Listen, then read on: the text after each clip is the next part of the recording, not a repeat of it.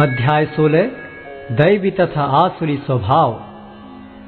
भगवान ने कहा, हे भरत पुत्र, निर्भयता, आत्मशुद्धि, आध्यात्मिक ज्ञान का अनुशीलन, दान, आत्मसंयम, यज्ञ परायणता, वेदाध्ययन, तपस्या, सरलता, अहिंसा, सत्यता, क्रोध विहीनता, त्याग, शांति, छिद्रान्वेषण में अरुचि, समस्त जीवों पर करुणा, लोभ विहीनता, भद्रता, लज्जा, संकल्प, तेज, क्षमा, धैर्य, पवित्रता, ईर्ष्या तथा सम्मान की अभिलाषा से मुक्ति, ये सारे दिव्य गुण हैं जो दैवी प्रकृति से संपन्न देवतुल्य पुरुषों में पाए जाते हैं।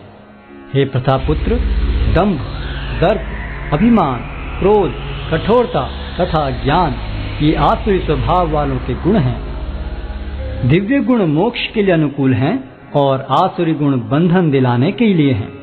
हे पांडुपुत्र, तुम चिंता मत करो, क्योंकि तुम दैवी गुणों से युक्त होकर जन्मे हो। हे प्रथापुत्र, इस संसार में सृजित प्राणी दो प्रकार के हैं, दैवी तथा आसुरी। मैं पहले ही विस्तार से तुम्हें दैवी गुण बतला चुका हूँ।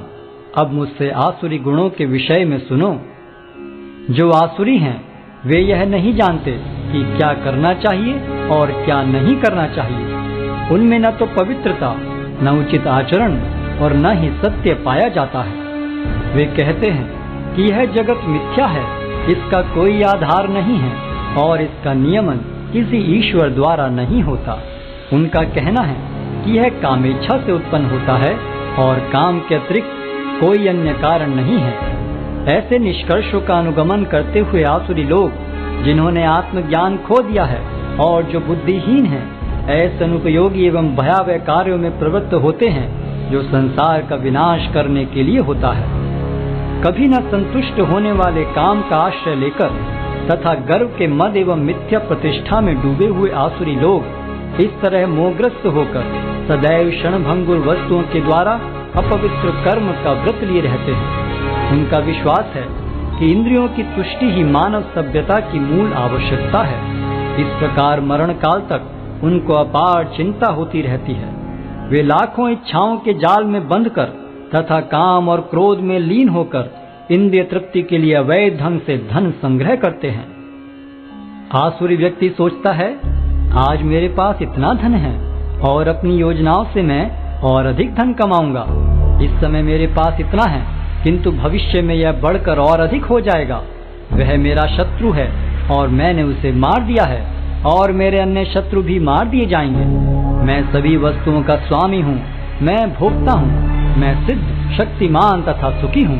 मैं सबसे धनी व्यक्ति हूँ और मेरे आसपास मेरे कुलीन संबंधी हैं। कोई अन्य मेरे समान शक्तिमान तथा सुखी नहीं है। मैं यज्ञ करूँगा, दान दूंगा और इस तरह आनंद मनाऊंगा। इस प्रकार ऐसे व्यक्ति अज्ञानवश मोहग्रस्त होते रहते हैं। इस प्रकार अनेक चिंताओं से उद्विग्न होकर तथा मोहजाल में बंधकर वे इंद्रिय भोग में अत्यधिक आसक्त हो जाते हैं और नरक में गिरते हैं। अपने को श्रेष्ठ मानने वाले तथा सदैव घमंड करने वाले, संपत्ति तथा मिथ्या प्रतिष्ठा से मोहग्रस्त लोग किसी विधि विधान का पालन न करते हुए कभी कभी नाम मात्र के लिए बड़े ही गर्व के साथ यज्ञ करते हैं। मिथ्या अहंकार, बल, दर्प, काम तथा क्रोध से मोहित होकर आसुरी व्यक्ति अपने शरीर में तथा अन्यों के शरीर में स्थित भगवान से ईर्ष्या और वास्तविक धर्म की निंदा करने लगते हैं। जो लोग ईर्ष्यालु तथा क्रूर हैं और नराधम हैं, उन्हें मैं निरंतर विभिन्न आसुरी योनियों में भव सागर में डालता रहता हूँ। हे कुंती पुत्र, ऐसे व्यक्ति आसुरी योनि में बारंबार जन्म ग्रहण करते हुए कभी भी मुझ तक पहुँच नहीं पाते। वे धीरे धीरे अत्यंत अधम गति को प्राप्त होते हैं। इस नरक के 3 द्वार हैं, काम, क्रोध तथा लोभ। प्रत्येक बुद्धिमान व्यक्ति को चाहिए कि इन्हें त्याग दे, क्योंकि इनसे आत्मा का पतन होता है।